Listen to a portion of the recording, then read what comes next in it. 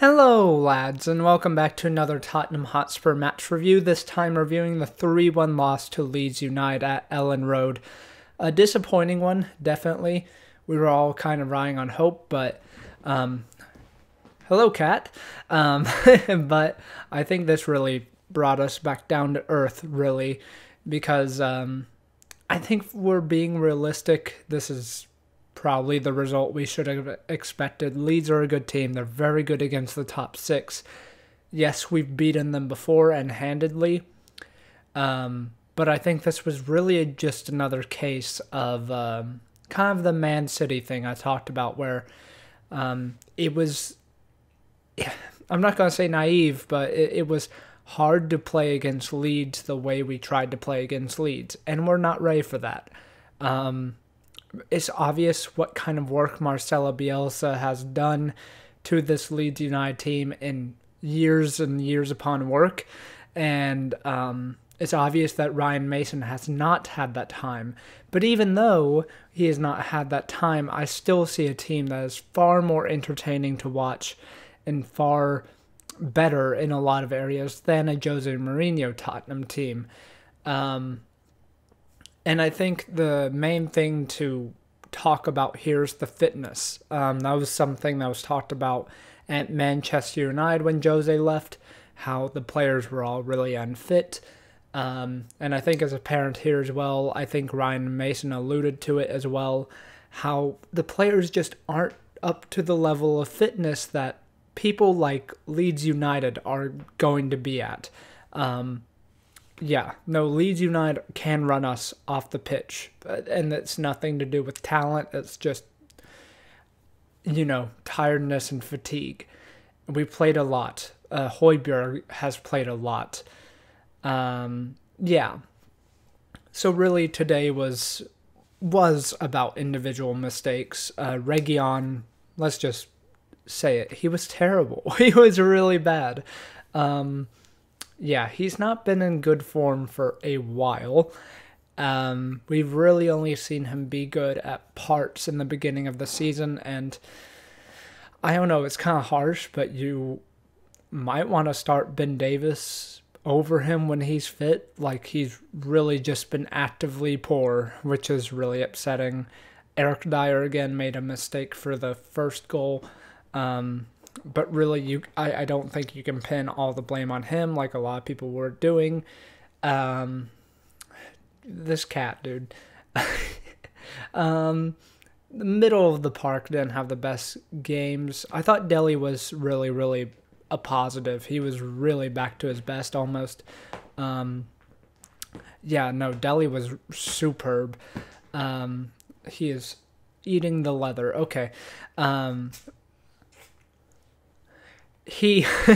Dele was great. Some beautiful passes, beautiful little flicks. Really just a really complete performance from Dele. And he got tired and had to be subbed off. But yeah, overall, good performance from Dele, I thought. Our best player of the day, if I had to give it to someone. Bale was anonymous, and it's kind of, I can see how that is in games like this. Son was good for the goal, but he was kind of anonymous besides that. Kane was very bad today. I think he's still kind of recovering from the injury, I believe. Hugo was superb today. Really, really superb. And Toby was also great. Great today. Serge can be asked questions of. And another thing is Ryan Mason is not faultless.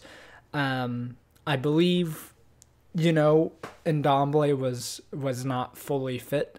I think he only came into training recently, like Wednesday or something, so I can understand why he didn't bring him in sooner. However, I would really, really want to get him on as soon as possible. Yes, he didn't really do anything when he was on, but we all know the quality he has playing through press, and I think if Ndombele was fully fit, you start him today. Gio was good today. I will say that he was fine, but I do think you gain more with Ndombele. Lucas, tried to make an impact as always.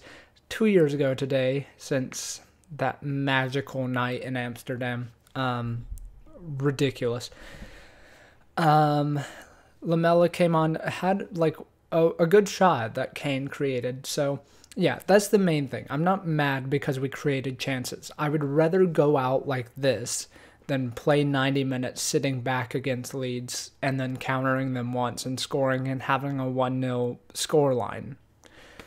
And that was Jose at the best of times, sometimes. Yes, there were better times than that, but you can't lie. That's kind of like the peak. We would get some results that otherwise we probably shouldn't have.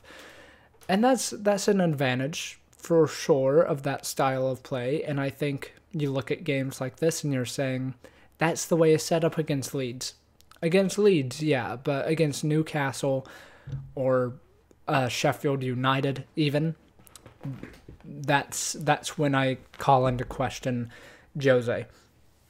So let's talk managers. Eric Ten Hag ruled out pretty much, which is sad. I really like Ten Hag. I really, really do. I think he would have been perfect. I really like his philosophy. There's a small chance, but, it's not looking great. Besides that, then we have Graham Potter. Graham Potter. I love Graham. I really do. I really, really do. He is a good guy.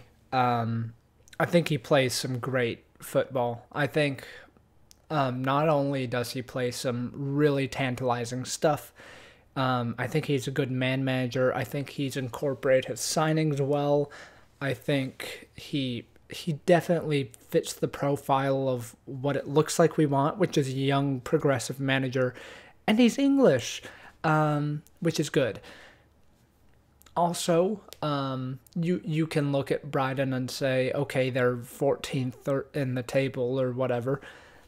They're way better than that. If you look at goal difference and stuff, they're an outlier. If you look at Dexter, they literally had a result taken away from them after the game had finished because it was Manchester United and a penalty or whatever. If they had a quality striker, I know it's a repeated line, but they're very good. They're very good at creating chances. I do think you can get some really nice results with Graham Potter at the helm at Tottenham Hotspur. And I would really like him to come in. I'm going to let the cat out 1 sec. But yeah, no, Graham Potter is number one on my list. You would say Brendan Rodgers has been touted about. Good manager. I don't know if he fits the Tottenham philosophy. I don't know. He just doesn't seem like he fits for me. And I don't know why he would leave Leicester, honestly. I mean, I guess we would just throw a lot of money at him and hope, but I can't see him leaving Leicester. And honestly, I kind of want a more low-profile guy. And I know that sounds weird, but I really do think that's how we work best. I think we work best by building people up into high-profile people. I think Graham Potter would be, maybe a step back. Maybe, just hypothetically, we lose some results here and there that we shouldn't. And maybe we step down as a club momentarily, very, very momentarily. And then we build back up after he's had time to work with the team. I would be 100% for that. We need to take a few steps back. I think a lot of the fans have been really just uppity, really, and naive and kind of, I don't know, like they feel like they deserve better. And I don't know if you know what this club is, but it's not that. You don't get things just for being Tottenham. We have to work in a way that is not like the top clubs in Europe. Even though we compare in a lot of levels, we are not a top club in Europe in some ways. We can't just expect greatness every single year. And I think if we take a year of Graham Potter and just come back down a step, I'm completely fine with that if that means a long-term project is going to unfold and we can rebuild with these players I do think are good players. Yeah, no, I do think the future can be bright for Tottenham. I really do. I really like all these players. Yeah, there's just, I think today it was just a gap in how long the managers have had. I think it will be fine. We'll probably get fifth or sixth and get in Europa League again next year, which is fine. UCL was always a long shot. Like, it was always just unrealistic.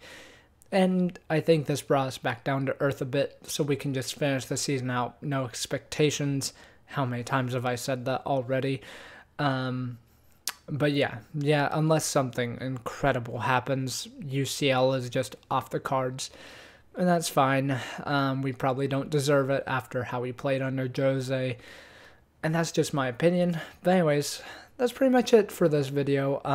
I will be doing a video on Graham Potter if he is appointing the next manager or whoever's appointing the next manager. Who else has been touted about? Rangnick or Rodgers, Potter, Parker, and also Ryan Mason getting the gig permanently. Yeah, there's so many names and no clear appointment yet. But apparently we're going to appoint before the end of the season, which is exciting. So yeah, there's that. Anyways, I hope you enjoyed this video. I should be getting out the Ryan Mason career mode. That was a very short-term thing. I had fun with it, but it was mostly just a way for me to ramble. I think that I might be doing a Football Manager series on Tottenham. Let me know if you would enjoy that. Maybe I can be the next manager of Tottenham. That will be the title. It'll be clickbait. It'll be great. But yeah, that's it for this video. I hope you enjoyed. I hope you have a great rest of your weekend. Don't let this result get you down. Yeah, I hope. I wish you all the best. It's been a good time. I'm fully vaccinated now. We're in good places. Focus on the good things in life and come on, you Spurs. Anyway, come on, you Spurs. Yeah, but like the video if you enjoyed. Subscribe if you're new. I'll see you next time. See ya.